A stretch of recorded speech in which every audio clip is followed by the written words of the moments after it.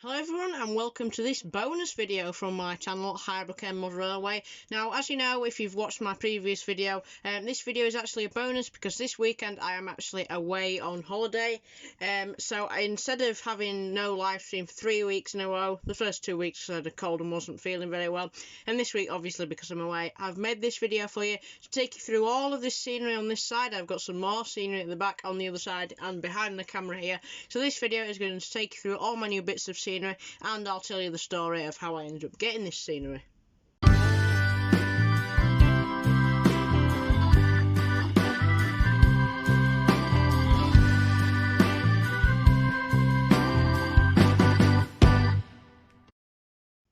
Right then, so the basic story is that my dad works with somebody whose husband used to do model railways. And they'd recently moved house, I think, so they'd gone from one house to another, and he was in the process or had already set up his model railway, and then due to some unknown reason, he decided to pack it in, which is unfortunate, but you know, you can do whatever you like. So he packed it in. So his wife, who works with my dad, basically said, my husband's packing up his model railway. Do you want some scenery? So my dad was like, yeah, I'll bring George along to your house and we can have a look and we can buy some stuff off you. Now, we are in talks of buying a locomotive, but I won't spoil what that is yet. I don't even know if it's going to happen, so I won't mention it unless it has happened. We are thinking about getting a locomotive from him and then just saving it until Christmas and stuff like that.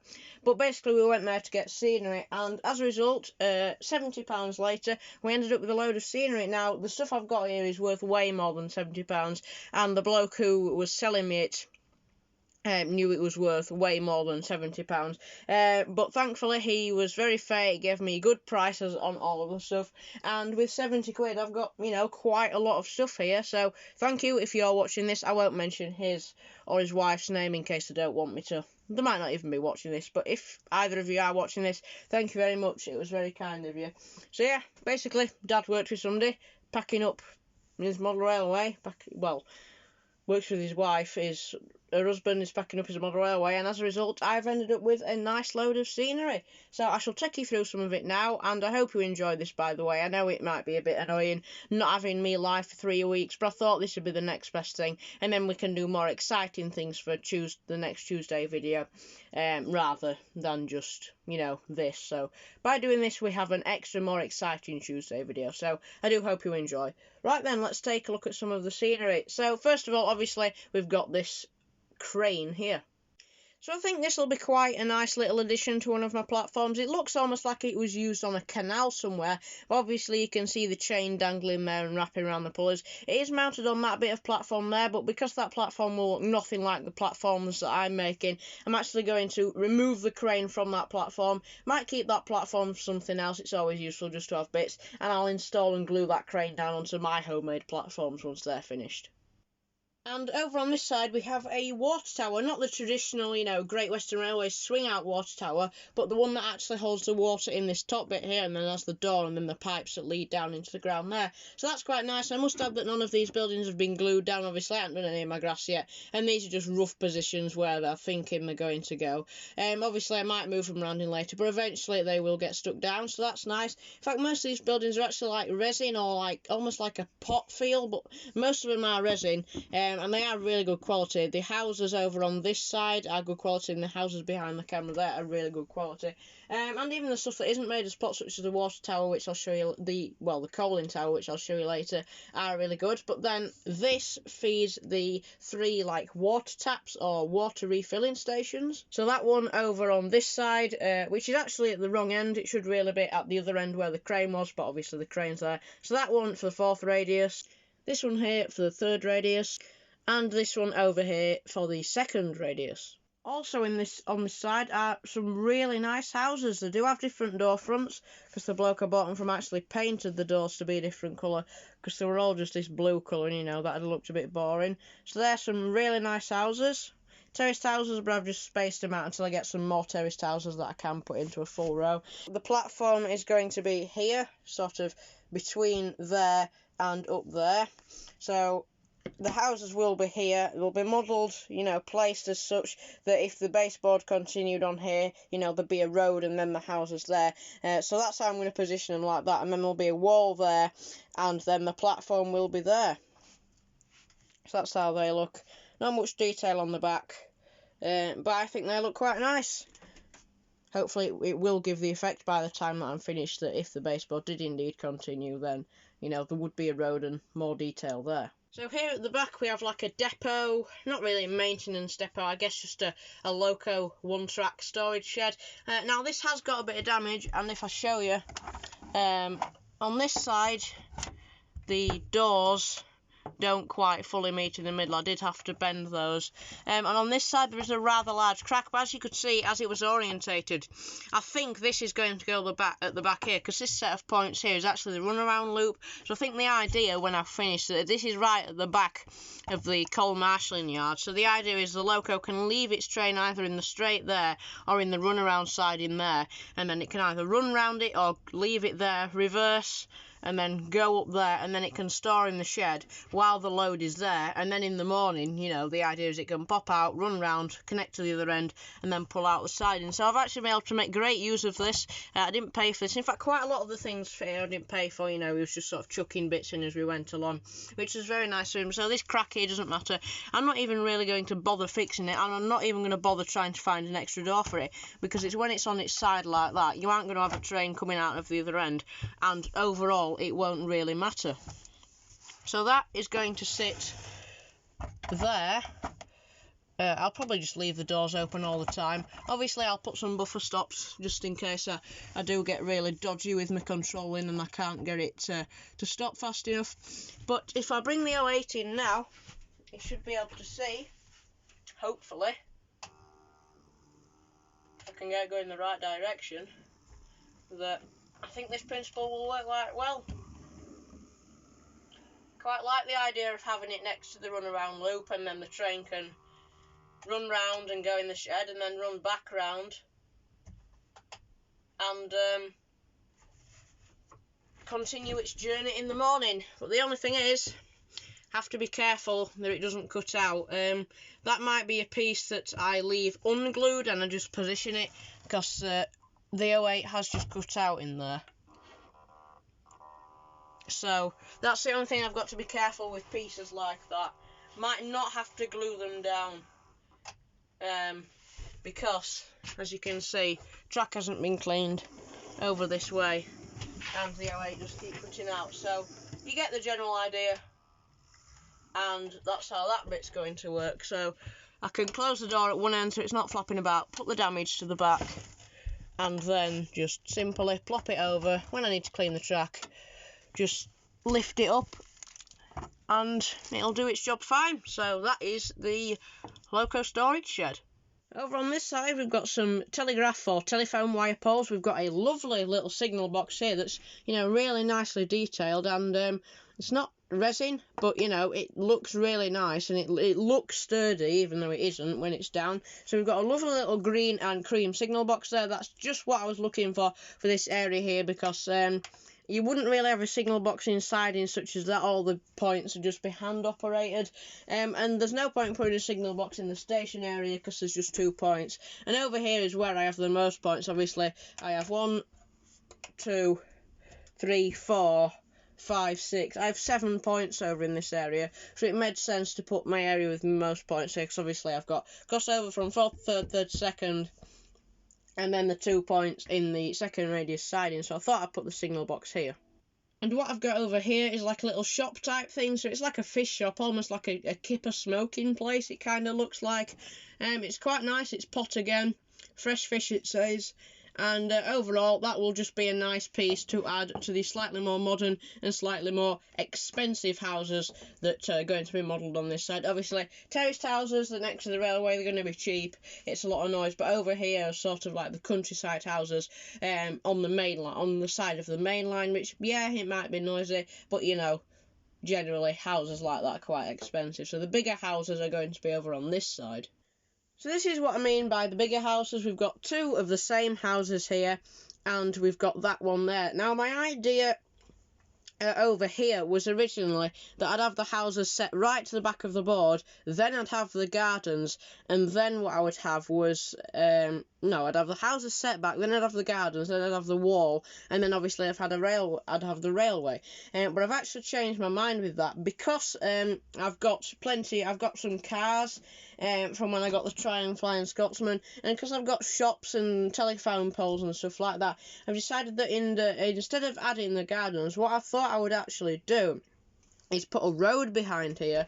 So there's the houses and the backyards on this side, then behind the houses will be the road, and then that will allow me to incorporate things like trucks and stuff like that, and also little shops and corner shops and stuff like that, because I thought, hang on a minute, I'm going to have houses but I'm not going to have any shops, that's not quite right. So I've changed my mind with that. So they'll be set back sort of like there, the wall will be here, and then I know what you're thinking, well, where will these gates lead? Well, they'll just lead to the back side of the wall, and then, the children, you can imagine if it was in real life, the children running up and down and peeking over the wall. And then that'll allow me to add a nice little bit of a road on the back. It probably won't be too big, it'll probably be under scale, but I think it'll allow me to add some nice vehicles and stuff like that. And also allow me to use slightly less expensive houses, but they're still good like that. As you can see, these are still terraced houses, but they're not the sort of ugly houses, or not ugly houses, but they're not the sort of terrible crappy houses like the ones that are on the other side. They are a bit of a higher quality, and they do look a bit nice, and I think they fit the countryside setting. But seeing as they are still next to the railway, I think, I don't want to be having big mansions or anything like that. I think that'll look quite good where they are.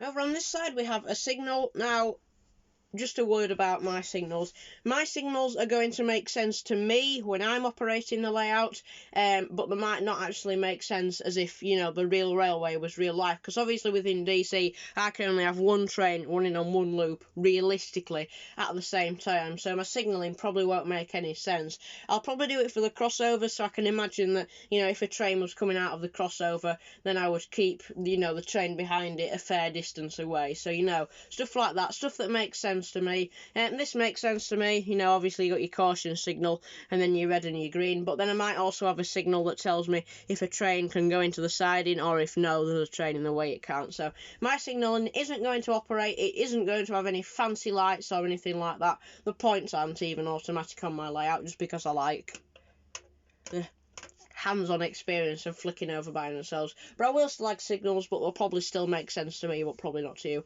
Although that could be a video, I could explain how all my signals work. They aren't going to make sense in terms of a real railway, they're just going to make sense in terms of how my railway works. Anyway, we've got these semaphore signals here, which are quite nice. I have sort of glued this down, it's just with blue tack. But obviously it's quite nice. The levers do move. I'll use the counterweights to move it. Obviously, it's not properly glued down, it's just blue tacked, so yeah, they do work, both work, so that'd be stop, because you've got red and your yellow caution. That's obviously go, green and green. Green and yellow is caution, and I think that's all you'd have. So yeah, they can work, either move it with the arms or move it with the counterweights, which is fine. Obviously, when I said they're not going to work, what I mean is I'm not going to wire them up with point rodding or solenoid motors or anything like that. If by any chance I get a signal that you can actually move like this, then obviously when I'm doing running sessions, I can, switch the signals by hand and do fancy camera trickery to make it look like the signals have moved without my hand actually coming in and just flicking them over. But I think that'll make a nice addition. And even if the signals don't move, even if it's just a tiny little ground one down here, then it doesn't really matter. But if I can get ones like this that, that do operate and do turn over, then that'd be quite nice, because obviously it just adds a little bit more realism in running sessions.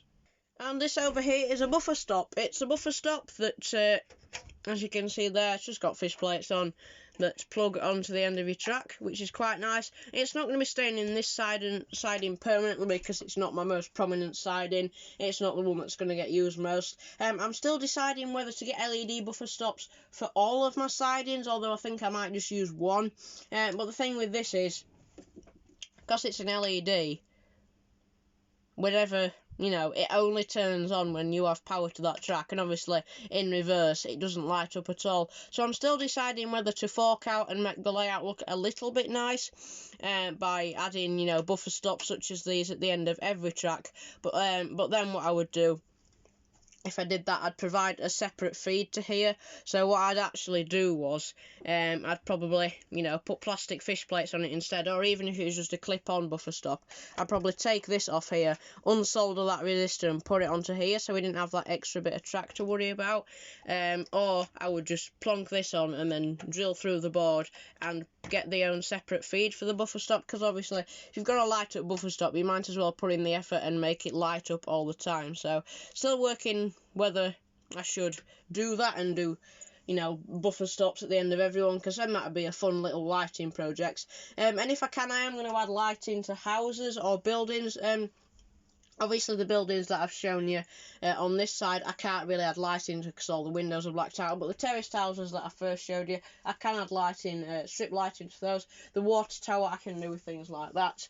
I could add street lighting. Obviously, on the platforms, I can add street lighting. And over behind the house on the street, I can add street lighting. So it might be quite a fun project. But this was just a little bonus that he chucked in as a freebie, which is, you know, it's quite nice. It's nice to see it working. But obviously, because that cheap controller with the thermal cutout, it does this siding, it does the siding at the back, and it does the coal siding where I showed you the 08 going into the shed. Obviously, anytime I move an engine in one of those three sidings, this lights up. But still looking for the extra 2 controllers I need to make that work. Over here in the siding where the locos are going to get coaled up and get watered up, or refilled with water and refilled with coal, is a lovely but kit water tower that the person who I bought it from made it out of. It has got real coal inside, which looks absolutely wonderful, that sort of shine of, you know, coal, but also the matte finish is really nice. Overall, this water tower is just brilliant. You've even got the little elevator that brings up the coal from the bottom, a little chute down there. You've even got like the pulley in the little motor with the rubber band acting as the pulley. Just looks, well, as the belt, sorry. That looks really nice. Very fine detail on this. I've got to be really careful. It's very fragile, and also is a little bit flimsy just because it's plastic and stuff like that. But that is a really nice addition. You might be thinking, oh, you said you were going to have a coaling tower and a water tower over this side. But no, remember these?